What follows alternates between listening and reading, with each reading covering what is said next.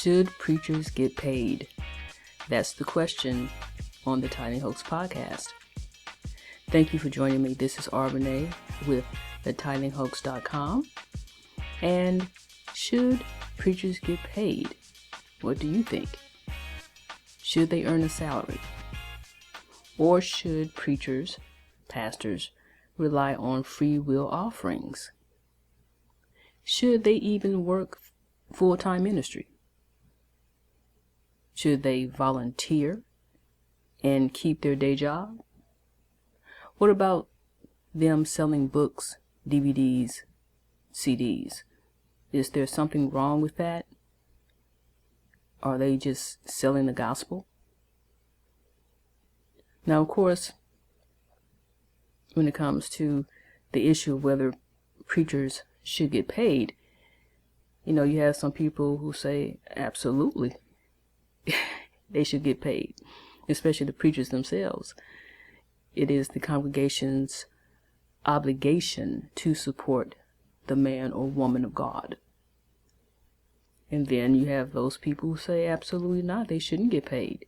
Why should you get paid money for doing God's work, quote unquote? Here are my thoughts on that.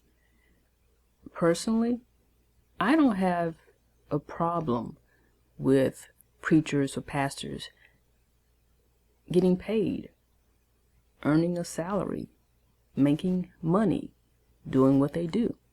It's okay with me. And it may sound a bit odd coming from someone who co-authored a book called The Tithing Hoax, but they're really just two separate issues here for me.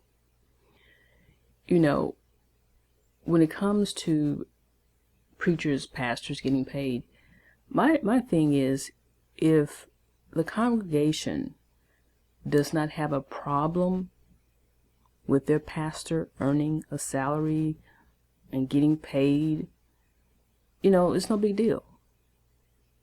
If they want to pay that pastor, let them pay it. If that pastor or preacher, is doing what he or she is required to do or called to do, and the congregation is benefiting from the work of that pastor or preacher, and they don't have a problem with paying them or providing that pastor with the salary, why not? I know of a church or a pastor who had a full-time job and was pastoring a church. And the church members or church staff or elders or trustees or whomever approached him about leaving his full-time job so he could pastor full-time and devote more time to that church. And apparently they did not have a problem compensating him, probably with a salary that was commensurate to what he was earning on his full-time job. So they were willing to pay him. So for me, that's not an issue. If the congregation likes that pastor and appreciates what that pastor's doing and they are benefiting, why not get paid? And another issue is that preaching, pastoring, what have you, it's a profession. It is a profession. It is a career. It's a job. In this day and time, you have a profession, you have a career, you have a job, and it's the same for them. It doesn't make any difference whether you're talking about a doctor or a lawyer, architect, engineer, waitress, janitor, whomever. Just like you get paid to show up at your job and provide your experience and knowledge and skills and services to the benefit of that company or organization, or myself, We get paid for that. So why should it be any different for the religious professional or a professional who's working within the church institution or under the umbrella of a religion? Why would it be any different for that person? Why should there be a double standard? Why wouldn't they get paid for what they're bringing to the table, and for their talents and skills and experience and their knowledge in helping people? I mean, if you look at, for instance, entertainers, actors, singers, athletes, for example, who get paid millions of dollars for what they do, and rarely do people blink their eye. It's like people are like cool with that. They're comfortable with people who get paid lots of money to entertain us. And personally, I don't have a problem with that either. If you got the talent and your skills have taken you to a place in your career where you can get paid that kind of money, boo-boo, make that money. You've earned it. Make it. And people are willing to pay you for that, and people are willing to, the consumers are willing to pay to see you sing or watch your films and watch you play ball. You know why? I mean, it's all good, but you know why? Because people are benefiting from that. Even if it's entertainment has a value. So when people are benefiting from what you do and they enjoy it, they're going to pay for it. They're going to compensate you for it. And they don't have a problem with it. And I don't think it's any different, or should be any different, with preachers or pastors. Whether they're making $20,000 a year or $1 million a year. If that's what the people want to pay them, so be it. You know, there is, when it comes to religion and ministering and serving the people, it seems like whenever money is involved or people are being paid, especially if they're being paid very well in that particular arena, people view it as something unsavory. There's just something unsavory about people getting paid to do God's work, or people getting paid to serve and help others. And I'm of this mindset.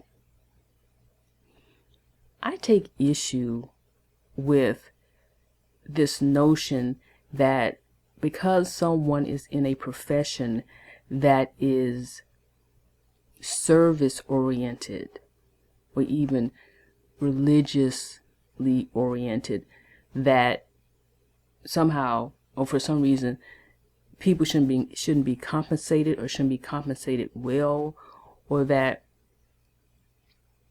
for some reason they should take a vow of poverty. I do not buy into this poverty mindset or consciousness.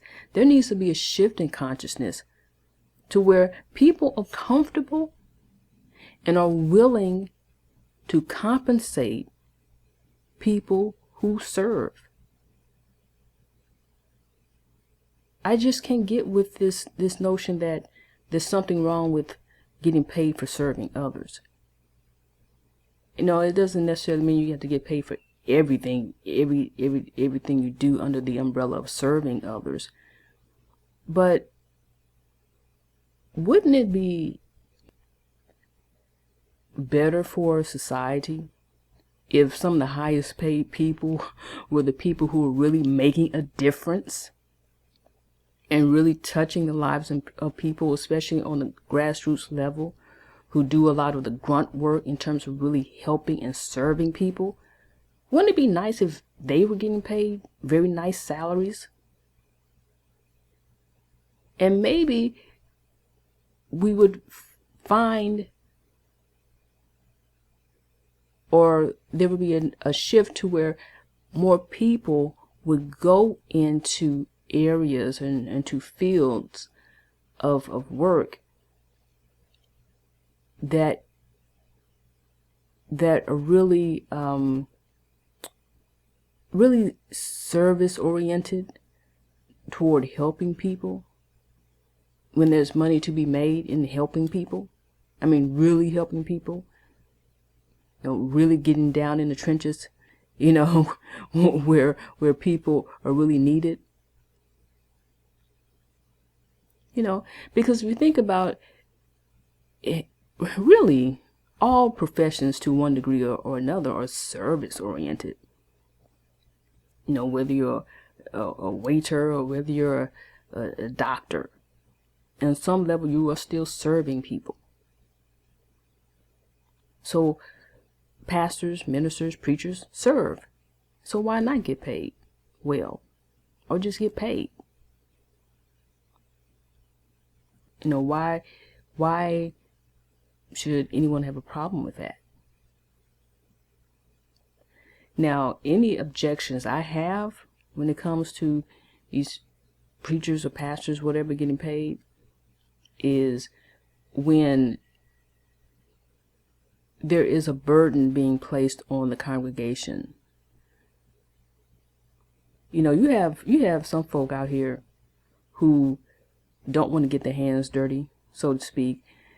They don't want a quote unquote real job, and they go into the church business. For them, it's not so much that they are called to minister. They just want to do something that they think will get them some easy money. And then you have people who may in fact be called, and for some reason you have people who may in fact be called, and they assume that means that they must go get a church. They must go find a building and build up a congregation, and that's their thing. Start a church. They just want to have a church. And they may not be called to start a church. They may not be called to pastor a church. But that's something they want to do. And of course, when you have a church building, there's a cost associated with that. Maintenance costs, light, gas, water, so forth and so on. You have to pay for that. And so you have these people who will use the gospel, use religion as their hustle. That's their thing. That's their pimp game. That's their pimpology. Because they don't want to work, and they want to live off the people. And that's where often you get this misuse of the Bible, especially the whole tithing thing, the misuse of the tithing, and imposing tithing on the congregations, on their congregations, so they can get paid. Because they want to live like this pastor over here. They want to live like this superstar pastor. They want to be the next millionaire. They want to live a lavish lifestyle at the expense of the people. So they will impose this whole tithing thing on their congregation. And in the church, the whole tithing is really like taxes. Tithe, taxes. People pay taxes because